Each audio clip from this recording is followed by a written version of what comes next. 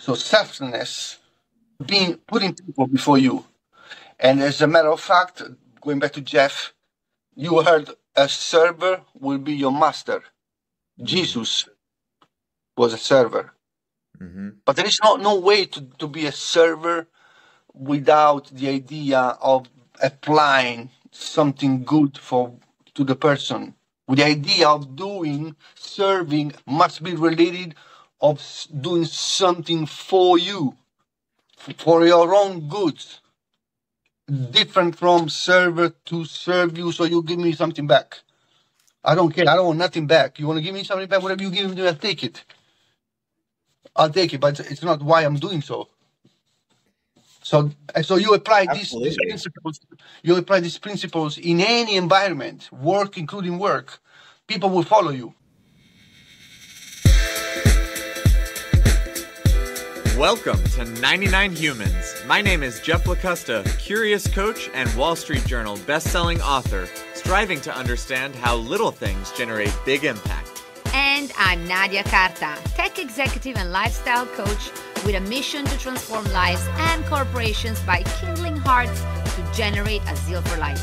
Each week, we investigate stories about the human side of leadership to re-energize your spirit and help you become a stronger leader. Because the reality is that leadership is messy, goofy, challenging, but always human. Thanks for spending time with us today. Let's dive in. So, Pasquale, let's start with something amazing that you just did. You ran the New York Marathon. Correct. So, yeah, let me see if I have something here that connects to. Okay, go ahead. What's the question? Yeah, no, I mean, I want to hear how you're feeling because it seems to me that it's quite a take. No, it's amazing. It's amazing. Honestly, I've ran so far about 5 or 6 New York City half, right, marathon. But that was my first big marathon, right? But it was a totally different feeling. It was a totally different. One thing that really impressed me is that people look at you in a different way. You know, after you finish, you know, I don't know. I didn't expect I guess it is a huge an important thing, because then I found out that the reason Roadrunner has a circle of a marathon. It's called the 6 majors. That every runner wants to complete the 6 majors. There are many marathons, including Rome and major cities. But New York, Boston, Berlin, London, Tokyo, New York, and Chicago are called the majors. There is also a marathon in Miami, but it's not part of this circle. So if you are a professional runner, one of your goals is to complete all of them, right? Among the 6 majors, the most important one is New York City. Well, congrats on doing your first one. There is something there, like pretty much everything in New York. Anything that happens in New York, it bounces in a different way around the world, you know. And indeed, the marathon is it's so powerful. It inspires people. Did you catch the bug, or are you one and done? No more marathons for you. That's what you say when you're running it. But then I said, no more marathon. 2 days ago, I received an email from the Roadrunner that I won a spot in New York City half in March for free. So, congrats. Yeah. So it was great. Yeah. I took 8.5 hours. But you know what was the most amazing thing? You're not going to believe it. I had the best tasting menu of my life. How's that possible, right? I explain to you. Because you cross all the neighborhoods in New York. I'll give you an example. You get in Bay Ridge, right? From Staten Island, because Staten Island is just the bridge, right? And then you dance right in the heart of Bay Ridge, very Italian neighborhood, right? So you get Italians there with coffee, con il caffè, no? Because it's 8 o'clock in the morning, no? So the families are there, no? Because they close the streets, right? So these people are enjoying it. So I passed by, because I was walking, I wasn't running. Ciao signora, per caffè, dai, fotografia, no? So coffee. Then you go and you pass a Jewish neighborhood, and those guys are out with their own food. The matzo balls like at 9 o'clock in the morning. And then you go to the Puerto Ricans. You got, come si chiama? A world tour. Empanadas. And then we go Harlem, they're outside barbecuing. And then I go to people's home. They sit down with them. So it took 8.5 hours. And I enjoy the people. I enjoy taking photos. And then the bars in Williamsburg, people offering you beers, wine. Oh my God, Pasquale. I mean, how can you run with your belly so full? No, I mean, I taste it. I enjoy. And then you get the vibes, the different vibes, and then you realize how amazing is New York City.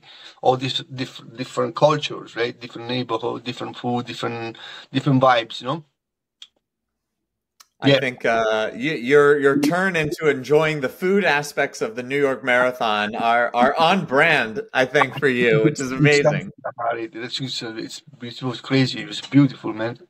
I enjoyed it. So in kind of learning about you beforehand, this is the first time that we've met, but just to sort of understand a little bit and ground me and what it is that you do, I saw that one of your catchphrases is creating transcendent dining experiences. And I love reading about that and seeing that. And I wanted to hear from you, what does it mean to have a transcendent dining experience? Well, I can tell you in my own words what it means for me. For me, it means to be able to share our as Italians, our rich culinary heritage. But in a way that it's not about my food or as a chef. It's about how to make people happy throughout the food of Italy. Mm-hmm. So in other words, I am not the star. I am not the most important, like a chef when we go to a restaurant. I tell everyone, I like to be seen, and I know we heard this before, like a grandmother, and I know we heard this before, the meatballs, my grandmother, the artichoke, my mother, and so forth, right? But I explain to you what it means. The most important ingredient, whenever we are cooking for people, is love. Okay? Why is so important? Because when a grandmother has, let's say she has 10 grandchildren, right? Okay, but one of them doesn't eat parsley, the other one doesn't like long pasta, likes short pasta, and then another one can eat garlic and so forth.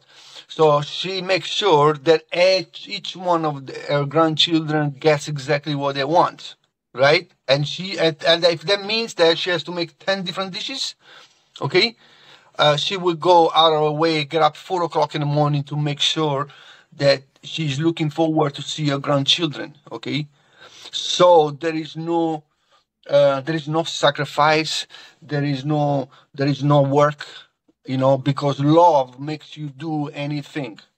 Okay, so with the same perspective, I cook for people. Like I'm happy, and I make sure that I share with them something that it's going to make them happy. And food from Italy, the ingredients from Italy have been making people happy from around the world, right? All over the world, right? But sometimes what I'm about to say didn't start now. It started probably in 1960. We get back if you like. We can talk about it. Where we took out the direct relationship with guests, and we start plating everything. So when you go to a restaurant today, you sit down, you order, and you get your salad, you get your pasta, you get your main course. So, but what's missing, and in my view is the most important piece, is what's linking the partner in front of you and the people in the back of the kitchen. So for me, in my dinners, I make sure that this piece is right there that people can see. So, well, Pasquale, let me ask you a question, because I wanna dwell into this people element, because I've always seen a chef as an incredible leader. You need to keep everyone delivering with you. I mean, I assume you have so many people in your team, like you don't do everything alone. And I'm sure you have had experiences in big kitchens, and there's a lot of leadership that is required to be a successful chef. Like, part of it is knowing the technicalities associated with the food. So your role related knowledge, let's call it that way. But then you need to have an incredible leadership so that people and the clients follow you. So I wanted to understand a little bit, how did you arrive to be who you are today and how you are today? And what was the mess in between? Because I know you have some pretty rough stories. Yeah. I think that one of the leadership skills if I make this happen, again, is love. You have to love. I do anything to make the people who are so love. Let's put it in a different way. At the end, it's the same, but put it in a different way. Probably, maybe in leadership, the terminology probably would make more sense. You can talk about love on this show. We love talking about love and leadership. I'll tell you on a different, with a different terminology, which means the same thing. Selfless. Selfless, in one word. Selfless. Is that right? Selfless. I put everybody before me. Yeah. Including my team. Anyone that's around me, I come last. I've heard it put kind of as a servant leader almost, where you're, which maybe in chef terms, it resonates on multiple levels. Jeff, as a matter of fact, my career began in the dining room. I was a waiter, I was a server, I was a bartender, I was a bellboy, I was a receptionist, and then I moved into the kitchen. And the reason why I wanted to do it, because I wanted to get to know all the department what makes hospitality. At the end of the day, no matter where you are, okay, you have to be able to understand that the other people in front of you come before you. And you want to know more? Romans, the ancient Rome, okay, conquered the world and used hospitality. What do you mean by that? I didn't know this. Yeah, the ancient Rome, when they conquered the world, they were very hospitable with the people they were going to visit. Okay, if that didn't work, they used other means to conquer them, fighting probably. Yeah. But think about it, no? If I come to you and I trust you. I say, then Nadia, Jeff, listen, do you see this piece of land? What about you guys? You see, you don't have work, you see how much we have. We want to share with you, okay? We're gonna make your life better, okay? But this, we're gonna handle all this, okay? This becomes our land, sort of speaking, no? Okay. Now the Greeks, for the Greeks, a foreigner, a visitor, was a divine figure. But watch how important this part is. It was a divine figure. So a foreigner visitor will come into town, right? You know when someone is not from the place, right? So it was my figure, because you had to do anything possible to make sure this person was safe, this person was taken care of, because otherwise something from the sky will come straight at you. Okay, so I had to make sure that I take care of these people, okay, because I never know what's going to happen to me, right? So you have a fear or whatever it was, right? So you did. By doing so, it didn't matter to you if this person was a lawyer, if this person was a rich person, if it was a homeless. It didn't matter what color or religion, because it was a divine figure. Now we take this exactly the same principle, and guess what? We put into not only in hospitality, but even if we go to a mechanic, hairdresser. Okay, we want to be seen as someone that we want to be taken care of. That's not only the food, or that's not only the air, but everything else. I love this. No, go ahead. Back to the question, the leadership part. So selflessness, putting people before you. And as a matter of fact, going back to Jeff, you heard a server will be your master. Jesus was a server. But there is no way to be a server without the idea of applying something good to the person.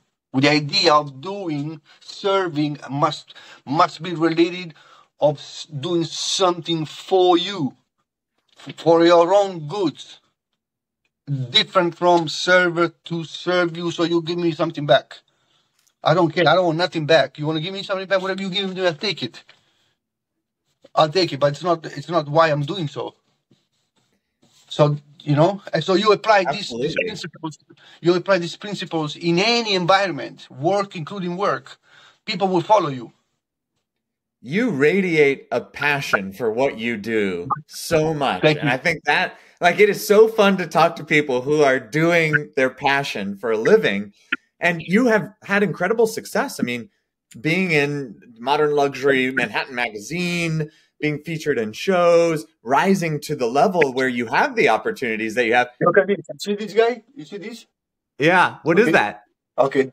This is a napkin with a signature. What's the signature?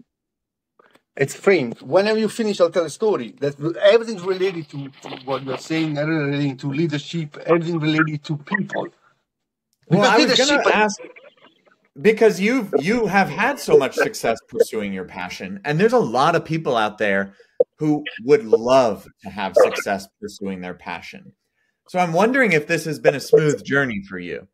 You knew you loved food, you knew you loved hospitality, so yes, I'm successful. Or what's a bump along the way? How, what was the real, true, hard journey to be successful doing what you love? Well, I can tell you what pushed me to believe in it. I was born in Puglia. From my parents were farmers. Farmers at usufrutto, which is a word I don't know how to translate in English. Mussolini. After World War II, there were so much land that was abandoned from people. Because at some point, especially in the 60s and 50s, at some point there was a switch in society, especially in the Western society. We moved from rural life. We moved towards a more urban life. So all the work that was and nobody wanted to be in the rural kind of society, But that's it's so important for humanity, because agriculture is right there. Okay, if we don't take care of agriculture, our land, we can sustain ourselves. And not, as a matter of fact, we are in one of the most important health crisis ever. We are dying because of processed food. We are dying of all different kind of diseases due to the quality of food that we're eating. So, but Mussolini said, "Hey, let's guys. Everyone wants to work in a bank. Everyone wants to work in an office. Okay, so you own the land, right? Your parents own the land, but you don't want to proceed with the land. So you know what we do? Okay, we passed a law that you give to the land to a farmer that does not possess the land. They take care of it, and then they take a percentage of it.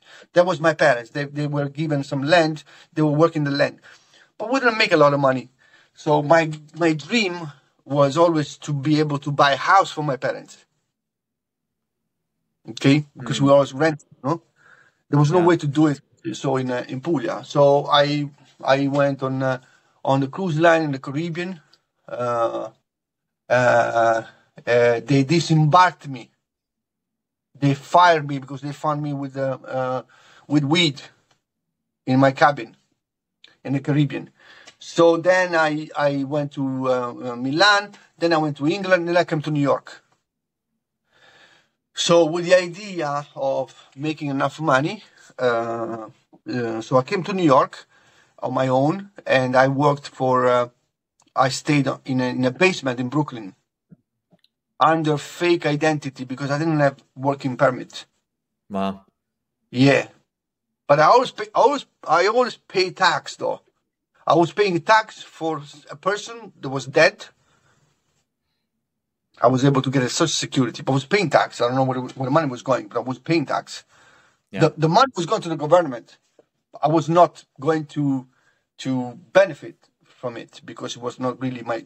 But then I found a way for the government to give me my real number. So it's a tax ID number that would allow me to pay tax under my name, although I didn't have the permit, the working permit. But all these, finding the people, finding the offices, going to sleep, and you don't know if what I was doing, if it was legal, not legal, if I get caught, what happens to me, because you don't have I didn't have internet, I didn't have people to ask. I was completely by myself, But I went and I did it, But deep inside myself, I know it was a need for me.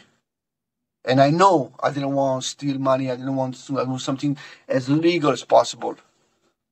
Okay, and if that meant for me to lose money, I didn't care. But my intention were good intentions. And then I started working, and one time I ended up in the hospital because I had a very bad stomachache. But I left the hospital at night. I pulled everything and escaped because I don't know what's going to happen to me, Because I knew you had to pay a lot of money, But I have my fake IDs,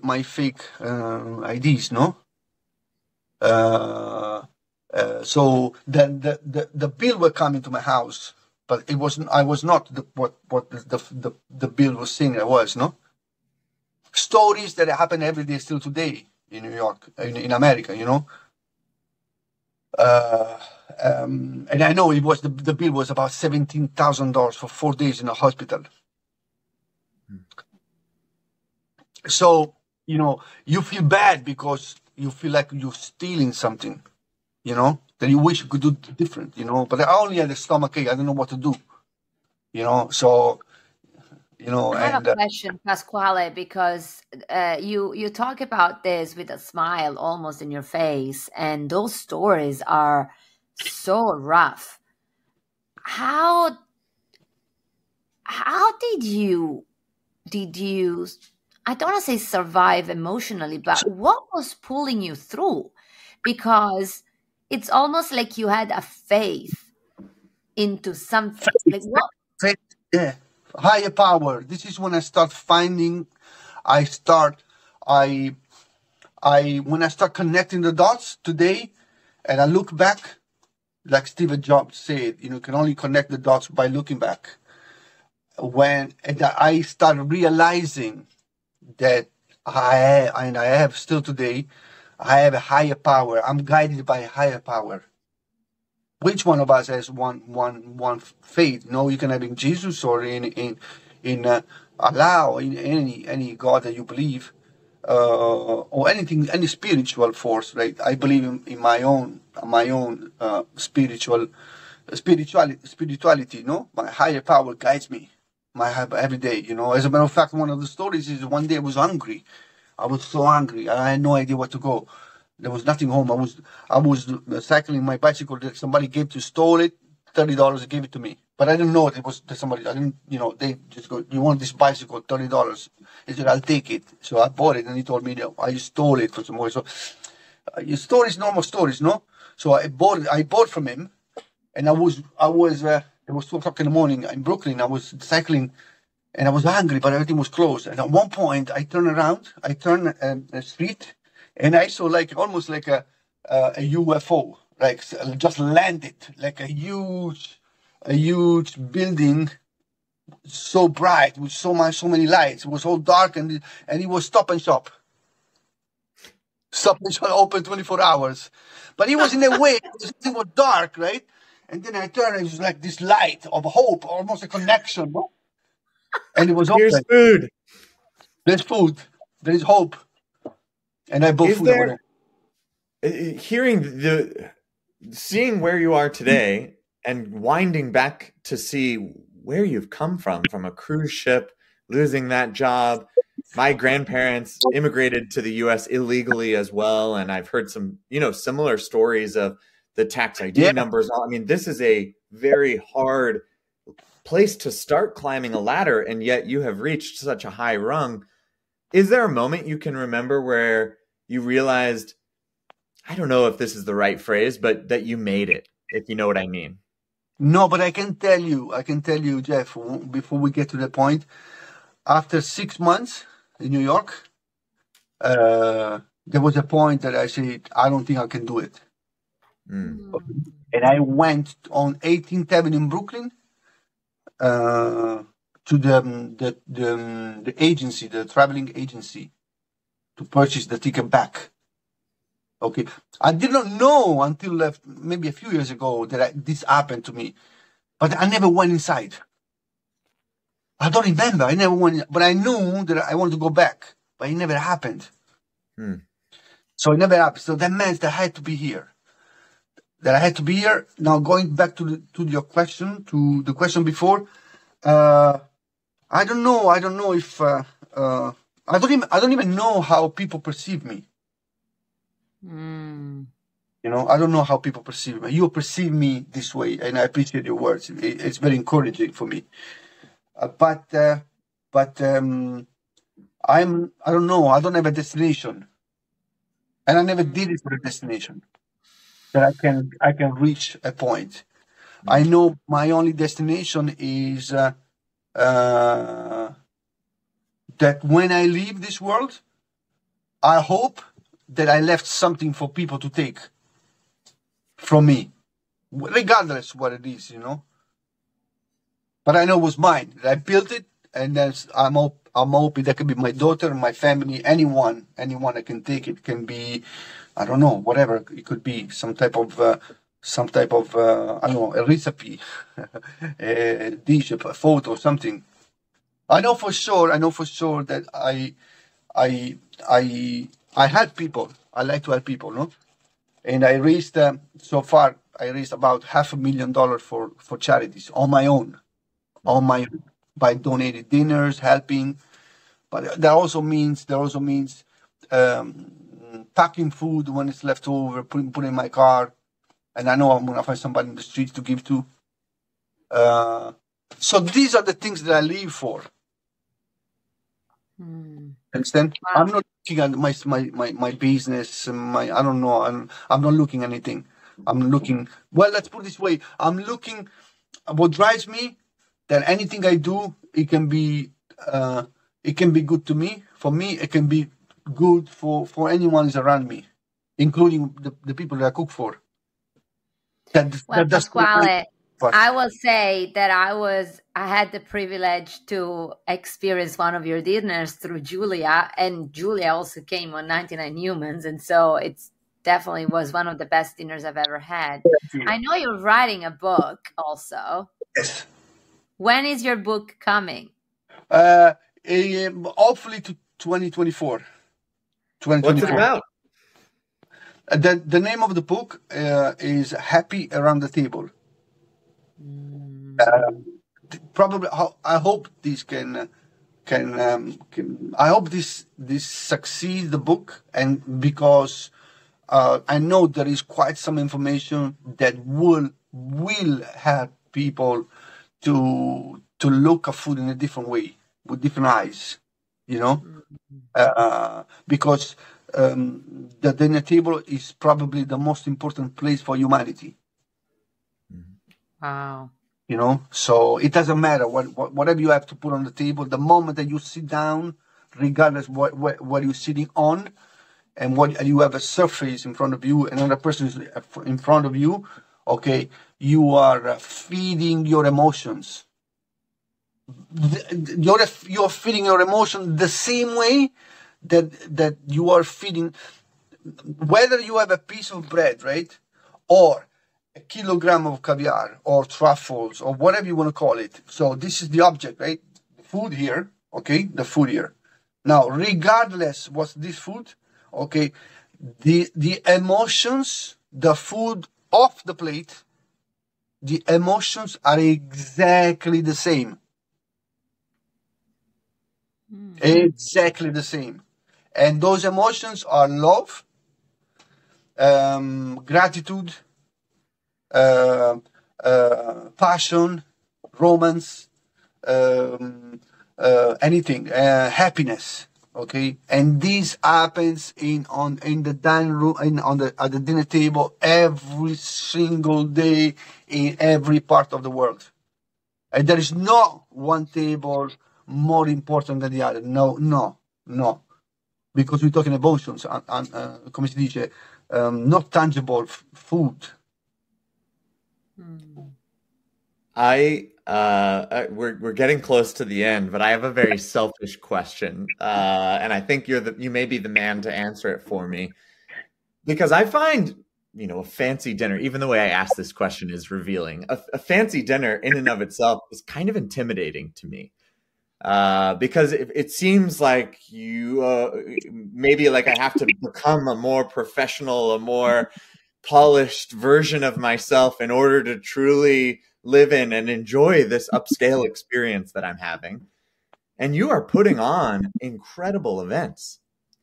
How can I be a good guest at a Transcendent dinner? Are there any tips that you have for people to really enjoy this kind of experience as a consumer? Be yourself. I love that. Nothing more, nothing less. Nothing more, nothing less. Honestly, we took the wrong path when it comes to restaurant for already too long, because we are getting intimidating, because people at the dinner table can't be themselves because of whatever we need to be in a certain. We need to be in a certain way. We need to eat the food in a certain way. We can't ask questions. We get to a point that if you ask for salt, then the people may embarrass you. The chef comes out and he gets mad. This is crazy. Should not. So we got to this point. It's okay for you to educate me, but it's not okay for you to embarrass me. I'll take your education why I'm not supposed to put salt, and I'll take your education, okay? But I don't think I should be apologizing to you because I want salt, whatever the situation might be, And this happens because in my view, we went from the one type of service before, especially in Italy. The service was you sit down at the table, okay? And you order pasta, they cook the pasta for you, they cook the sauce, okay? Some of it, not the entire menu, but some of it, and usually was the best-selling item. They bring the pot in the dining room in front of you by a table, by a service table, a cart, okay? And they will finish off the pasta in front of you, and then we serve it to you. In this moment, by the time the pasta was ready, me as Maître D, the real Maître D, we don't have no more Maître D now. Now you have managers. Jeff, what's going on? Nadia, how are you? So I saw that, just say that your friend just launched the book, right? Like what happened, Nadia, no? You see, so there was an interaction. Oh yeah, I'm so happy. So okay, oh wow. So we are starting a relationship now, but now the food comes. So tell me more about the book, and then I start, making like even slicing a piece of meat or deboning a fish. So this relation, the talking, that's still food. That is food off the plate. It's called the primary food, believe it or not. I will say this, Pasquale, that I have never closed a deal without food on the table. And my clients know this, all of my clients, and they actually love me for this very reason. And it is because any tough conversation, any celebration, anything that I always bring food. I'm now realizing with you talking, I'm even reflecting that even when I go to my office or to my client's office, I'm always bringing pastries. I'm always bringing snacks. It's almost like I cannot do business without food. Food brings sparks. Food brings nothing more than food sparks emotions.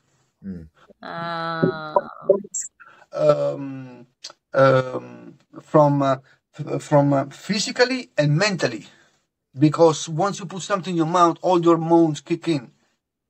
All type of reactions from your hormones. Pleasure, happiness. Plus then from the body standpoint, from emotionally, the gesture of something, bringing something for you, it's very powerful. So that's why it doesn't matter the food that I'm cooking for you. So that's why it shouldn't be about the food. It shouldn't be about the chef. It should be about more the emotions between humans.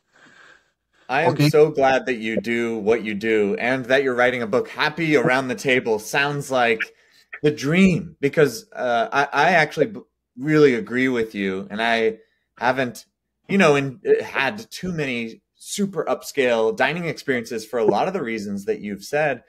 But going to a dinner with you sounds amazing to me. That sounds like that's the kind of experience I want to have. It should be about you, Jeff. I started my dinners by mentioning the name of my company, Alloro. Alloro is bay leaves, L'Oreal, right? L'Oreal it's the meaning of gratitude. It has a meaning of is the symbol of art, symbol of hope, because bay leaves are always green throughout the year. The symbol of resilience, because no matter what, the bay leaves are always green, no matter if it snows or hot, all year long, they're always green, right? So, but gratitude is the most important thing for me, because I'm grateful that let's just say I'm here cooking for you, and I'm grateful that Nadia or Julia, whatever, you choose me to come into your home. Or if I had a restaurant, I am grateful that you choose my restaurant out of New York City, 40,000 restaurants. You choose me. This is the highest gratitude for me. It should not be the other way around, that you have to thank me because I'm the chef. No, it doesn't work like that. I thank you because you choose me to feed you, feeding people, putting the food in your mouth. It's one of the highest honor.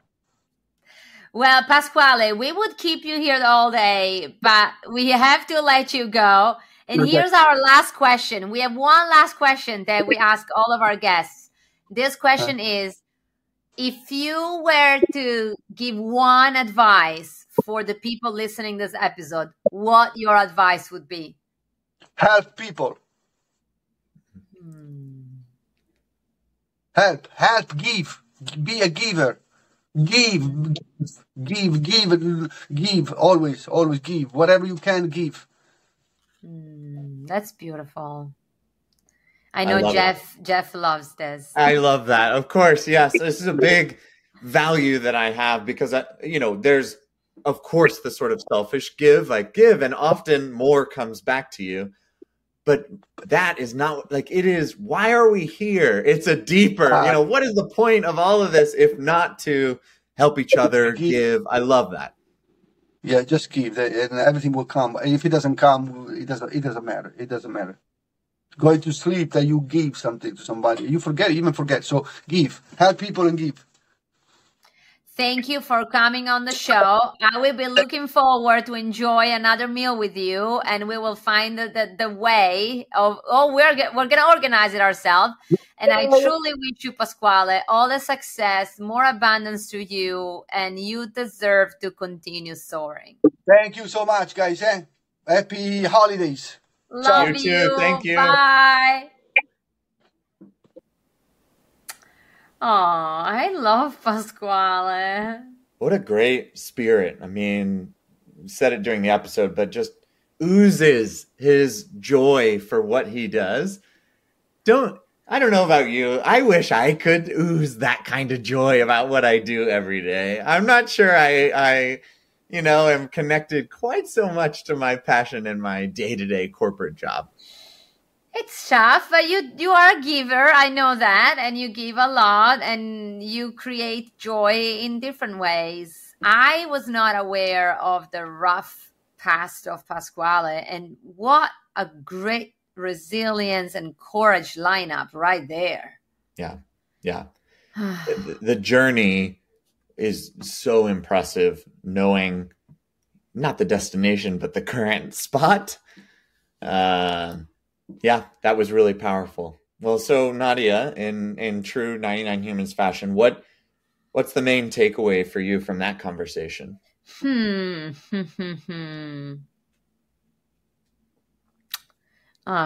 you were mentioning about this thing about there was never the destination, but I'm gonna go with something else, because when he said it, it really, really struck on me. So some of the listeners know that I had a kind of a rough upbringing, and so the way I was parented probably is not the ideal one. My parents didn't know any better, so I have compassion for them.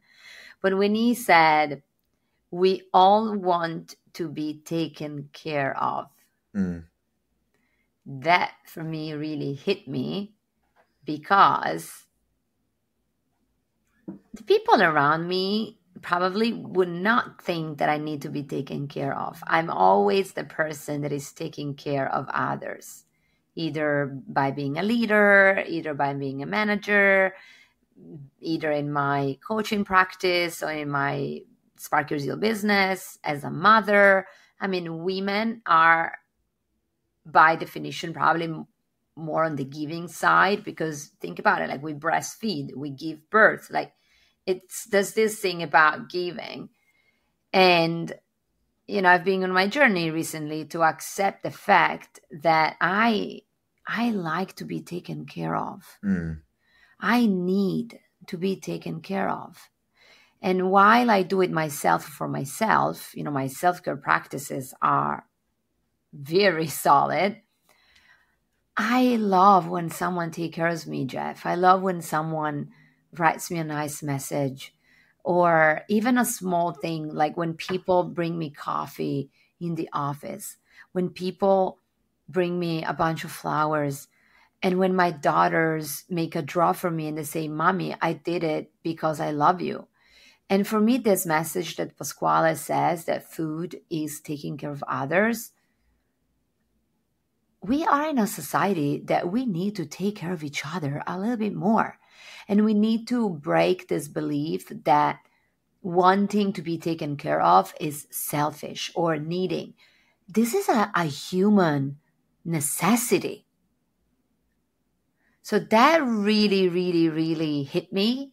And it made me realize that because I appear so strong, because I appear so bright, and because I appear so giving, I probably need to talk more about how much I need to be taken care of.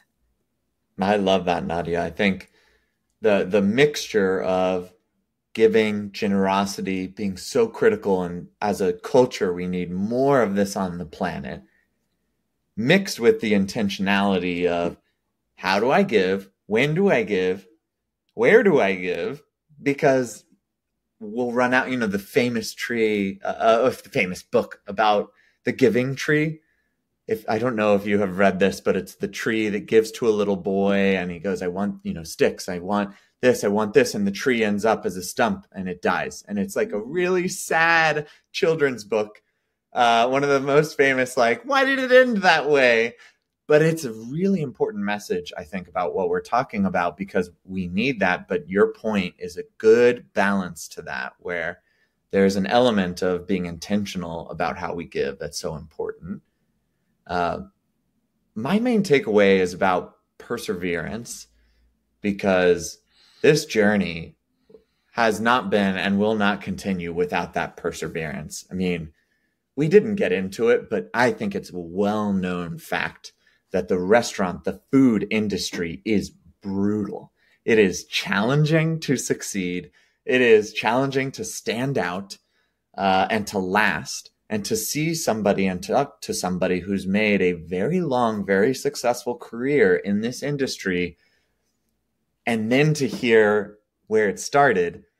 I think that shows so much perseverance. And I liked hearing, he mentioned what is pushing him forward, buying that house for his parents, wanting to give back as being a driving force. I think what's neat about that was there's so much intrinsic motivation, which is the best kind of motivation because it lasts. It allows for that long form kind of journey that he has been on. It definitely is one that I like to reflect on, is, okay, what are my intrinsic motivators? What am I persevering towards? And where am I on that? And I think that it was a good conversation just through a different kind of a lens that I don't know all that much about, but loved all the kind of parallel themes and ideas that now are making me think, all right, what do I think about that? Well, I was so grateful that I could bring Pasquale on the show. And I want to thank Julia for finding Pasquale and for offering me one of the dinners cooked by him, because it was absolutely incredible. And who knows, maybe one day Pasquale will host a dinner for all the 99 humans. I'm going to put it out in the universe. That was in my head as well. We need to make this happen. That would be brilliant. Jeff, it has been such a pleasure seeing you today. I want to thank our listeners for listening also to this episode. If you like it, give us 5 stars, share our review, share it on LinkedIn. It truly helps us in making sure that we can continue to do this. And it also helps our egos selfishly. And what I'll say, until the next time. Thank you, everyone. Thanks, Nadia. Good to see you. Bye.